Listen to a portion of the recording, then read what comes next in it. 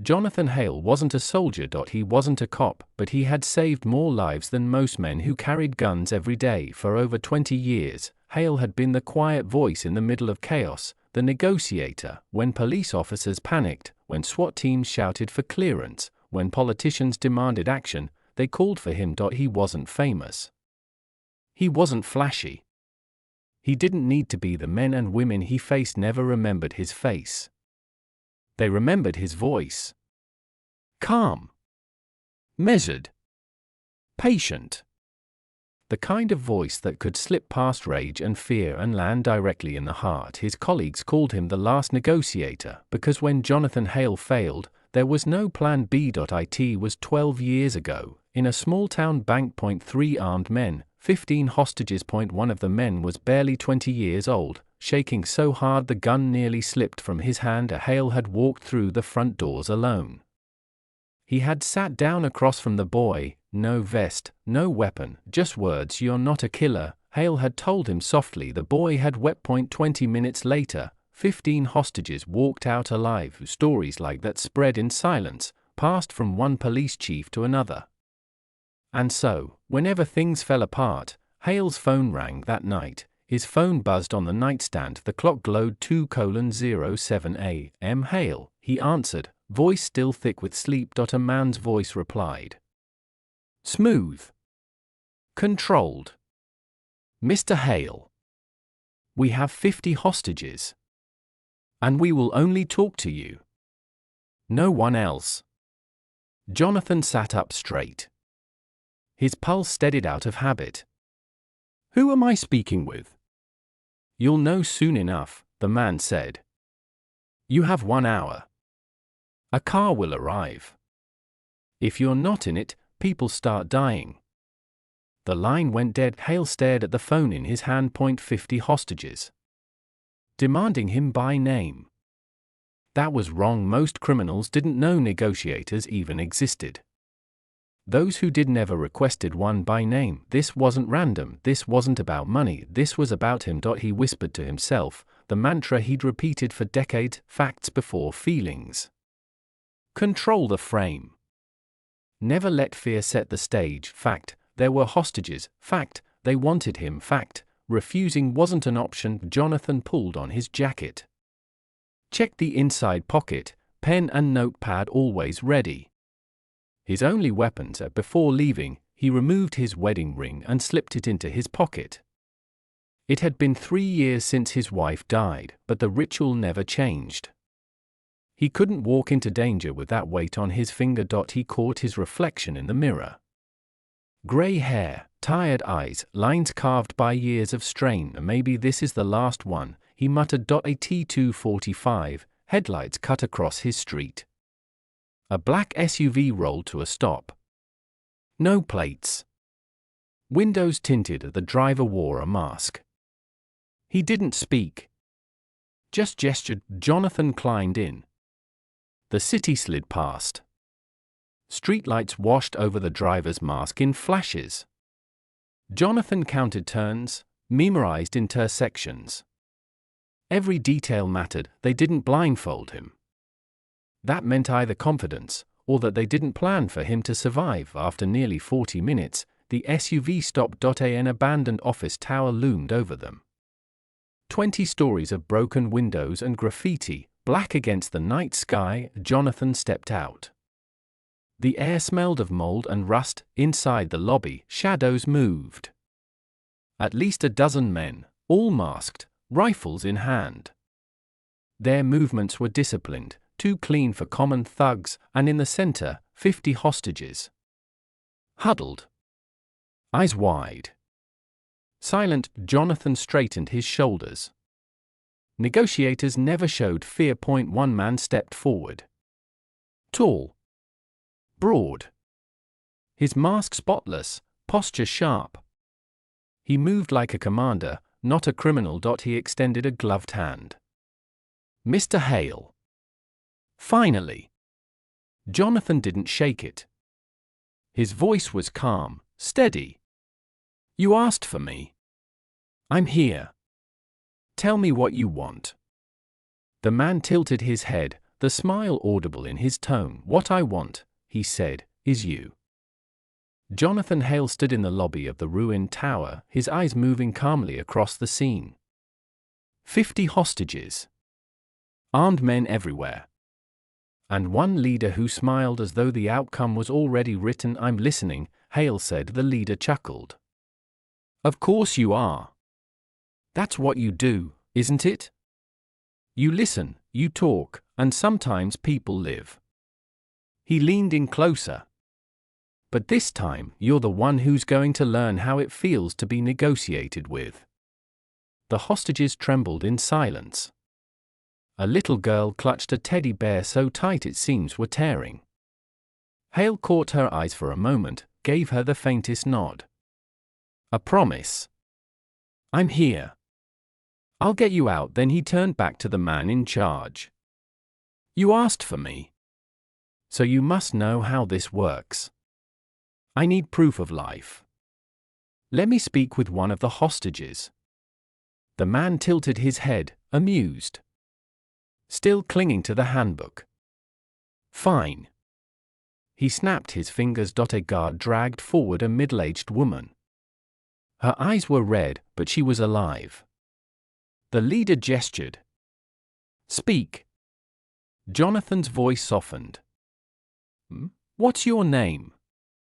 She swallowed. "Karen. Karen, I need you to do something for me. Take a deep breath. In, out." She obeyed. Her chest rose, fell. Her breathing was steady. Jonathan nodded. "Good. Thank you. You'll be fine."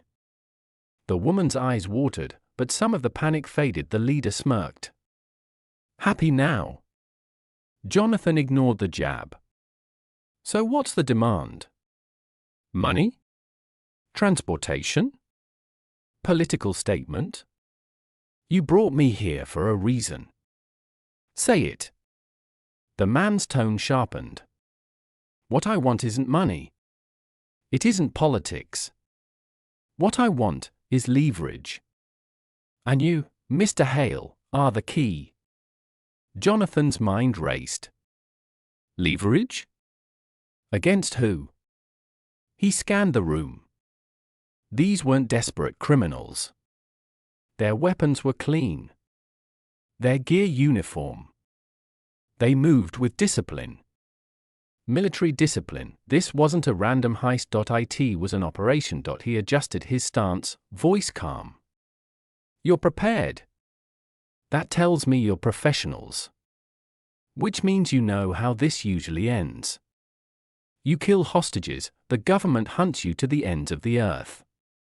So tell me, why set yourselves up to lose?"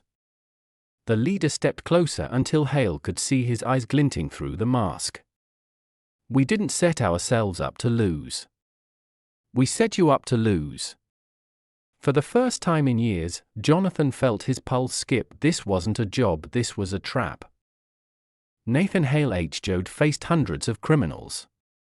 He had seen them bluff, rage, cry, collapse. But the man standing before him tonight wasn't bluffing.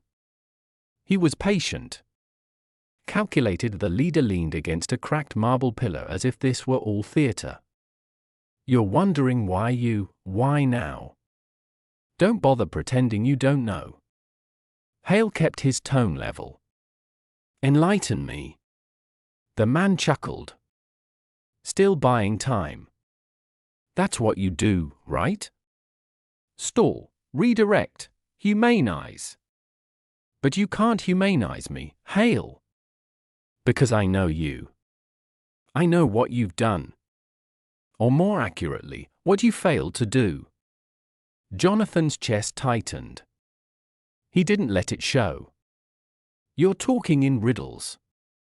If you want something, you'll have to say it plainly." The leader snapped his fingers. 2 guards dragged a hostage forward. A young man, maybe 25, his face pale with fear. The leader pulled off the hostage's gag. "Tell him your name." The young man stammered, "Eric Monroe." The name hit Jonathan like a punch. He knew it too well. 13 years ago. A suburban house, barricaded.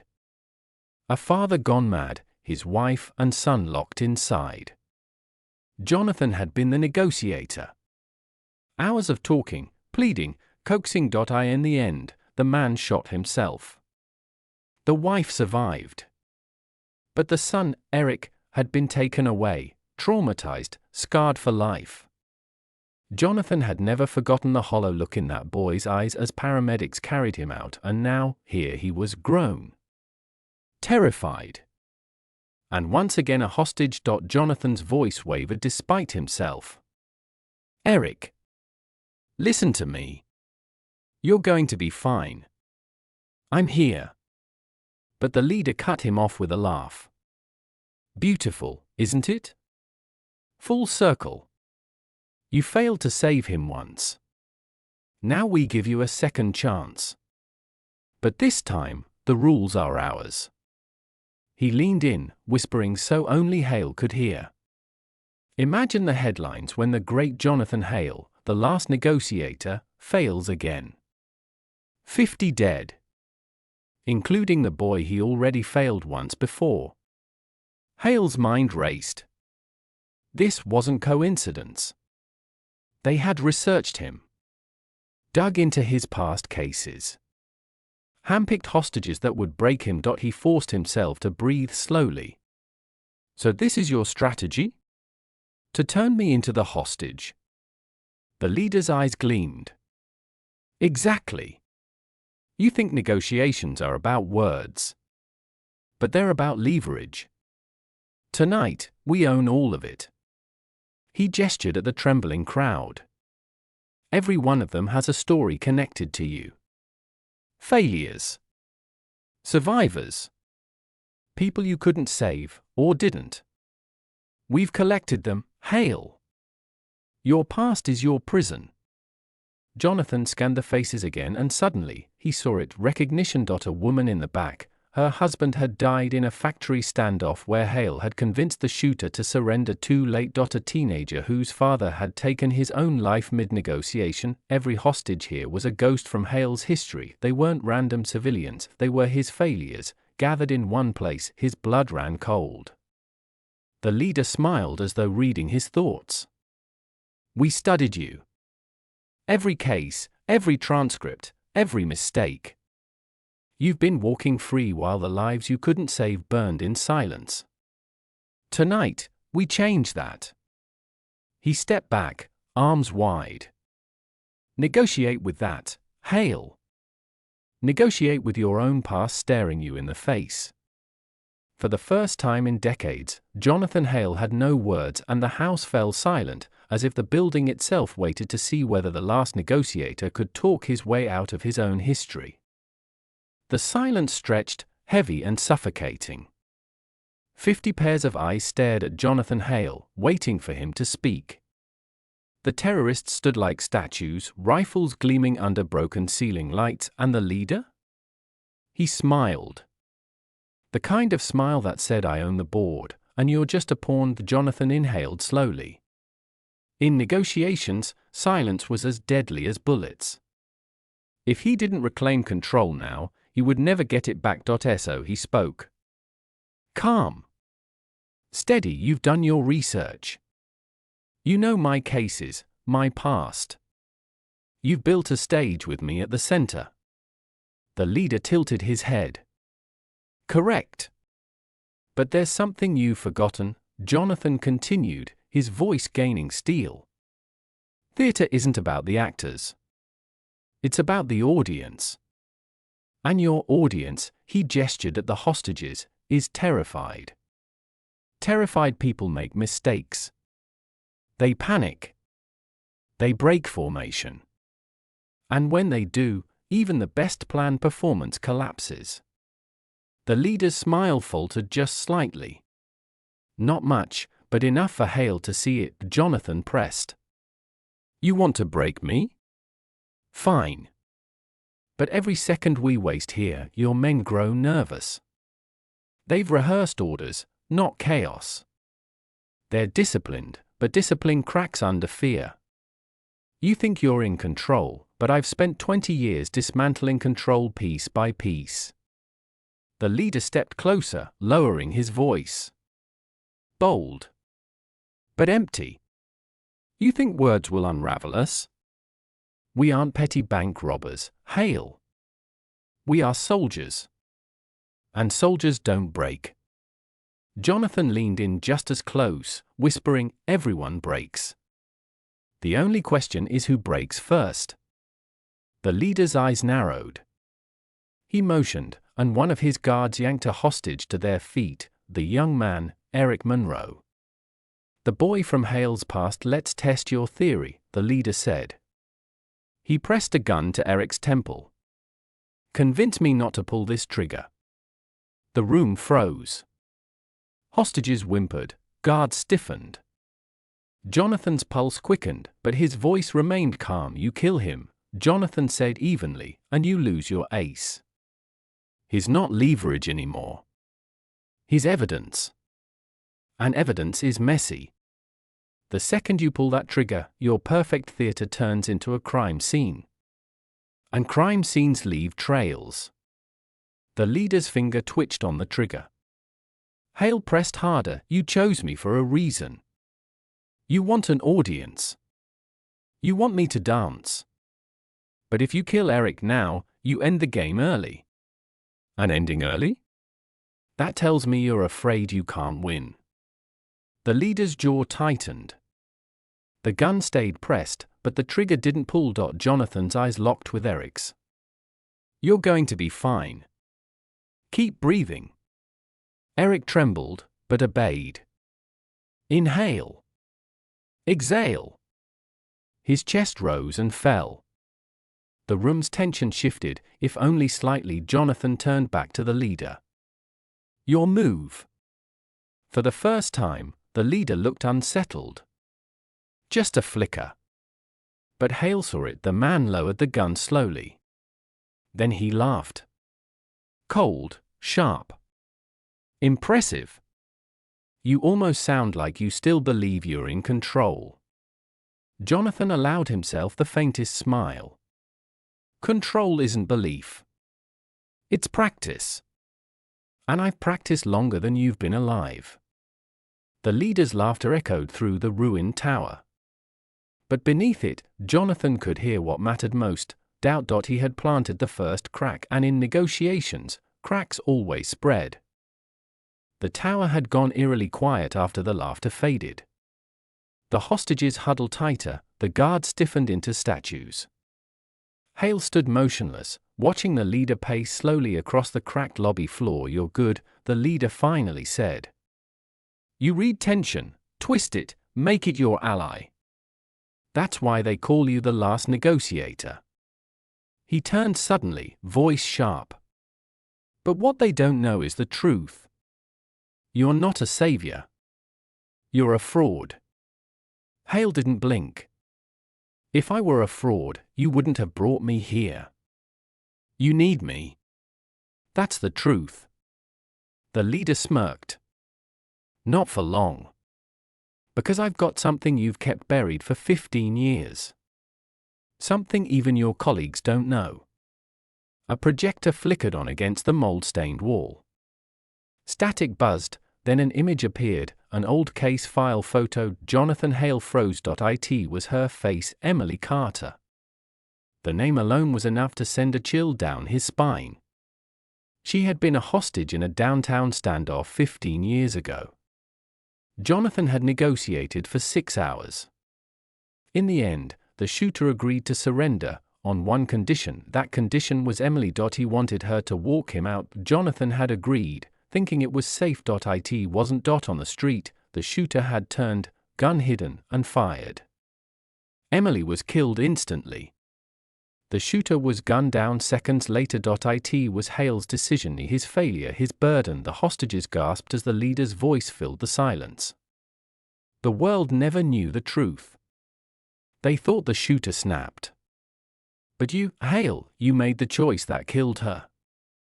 You traded one life for 15, and you buried the cost. Jonathan's throat tightened. He forced his face to stay calm, but inside, the guilt clawed like an old wound ripped open. The leader stepped closer. "Tell them, Hale. Tell your precious audience how you chose who lived and who died." Jonathan's voice came low, steady. "I made the only choice I could. 15 people walked out alive. I carry the one who didn't. Every single day." The leader's eyes narrowed. "And that's the weakness we'll break you with. Because deep down, you know every death you prevented was bought with the blood of someone you failed." He turned to the hostages. "Look at him. This is your savior? A man who bargains lives like poker chips."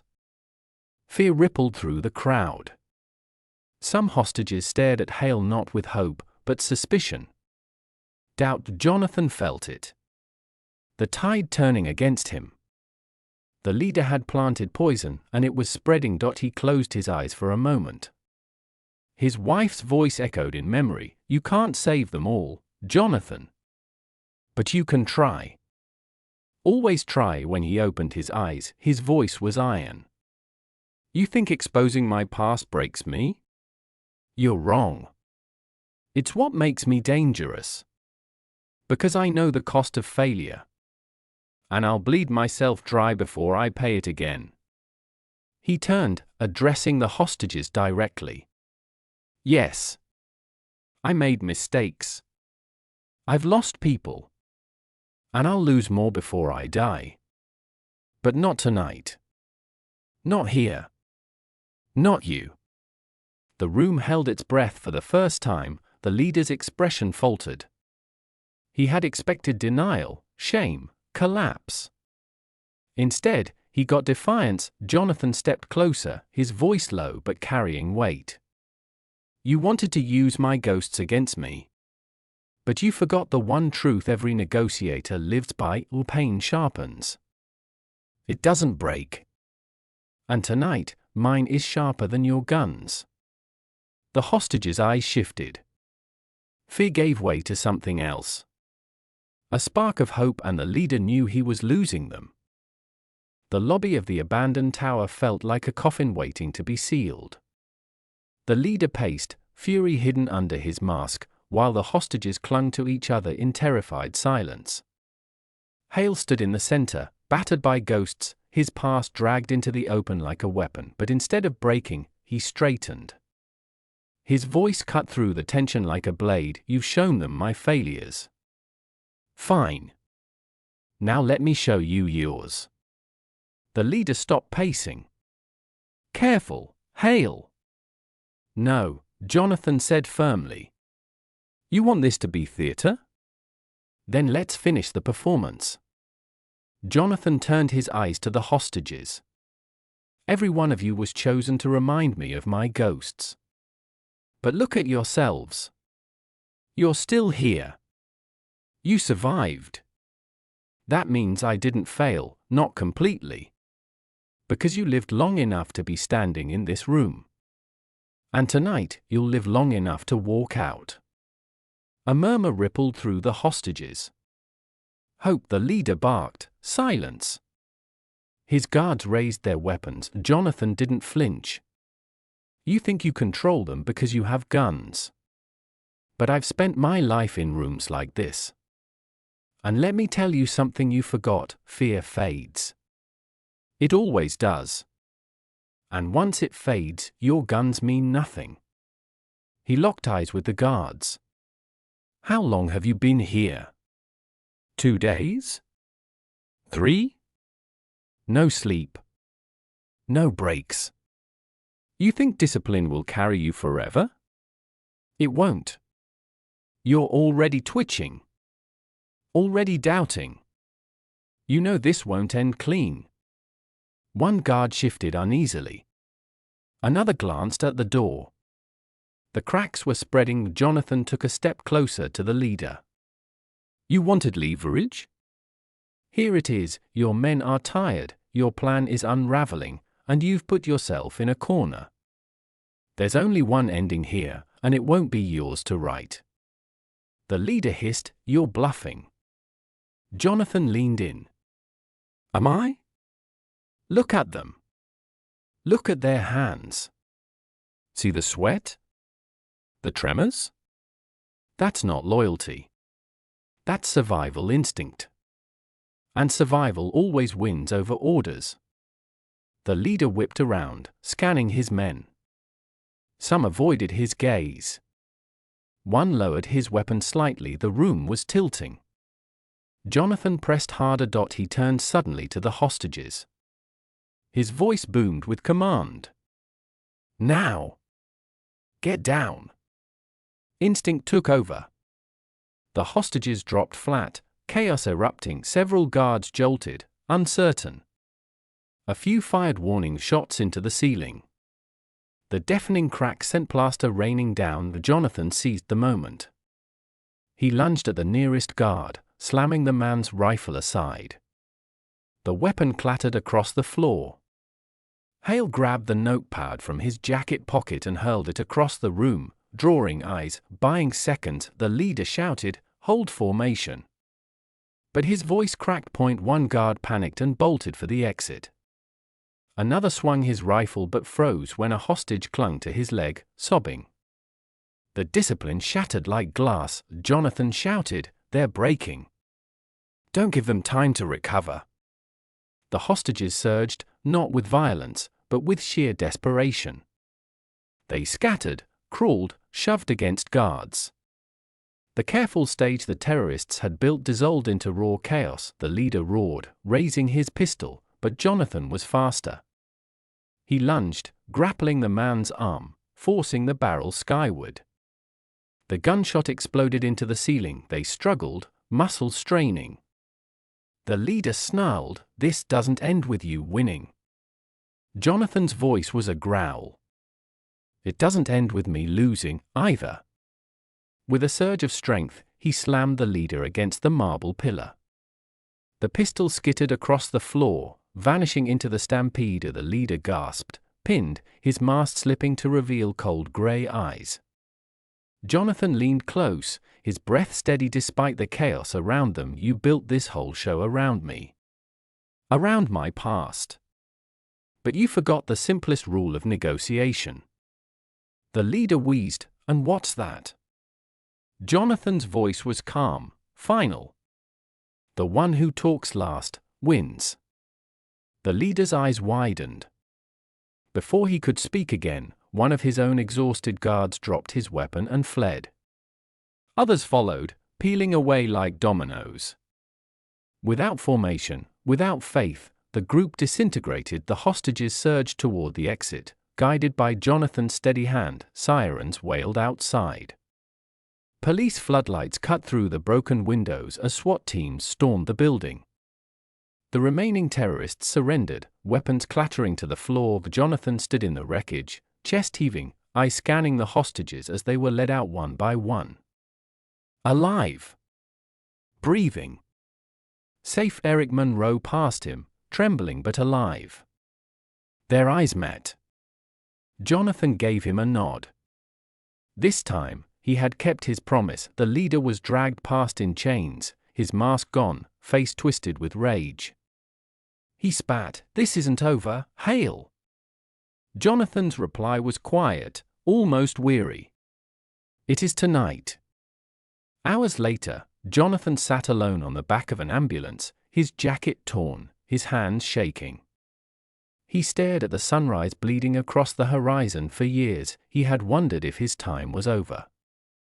If the ghosts of his past would finally drown him. But tonight, he had learned the truth. The ghosts never leave, but they can be used not as chains, but as weapons. A young officer approached, wide-eyed. "Sir, how did you do it? How did you keep them from breaking you?" Jonathan looked at the horizon, his voice calm. "Negotiation isn't about winning or losing. It's about lasting longer than the fear. That's all." The officer frowned. "And what happens when the fear doesn't fade?" Jonathan's lips curved into the faintest smile. "Then you talk, until it does." The sun rose higher. The city awoke, and Jonathan Hale, The Last Negotiator knew this might not be his last battle, but it was his greatest victory.